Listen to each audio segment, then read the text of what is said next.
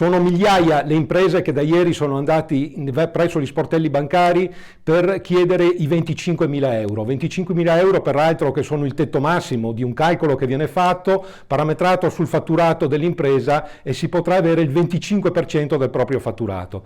Adesso stiamo monitorando, stiamo con il fiato sul collo verso gli istituti di credito per capire se questa nuova liquidità verrà erogata nei tempi che sono descritti nel decreto Cura Italia.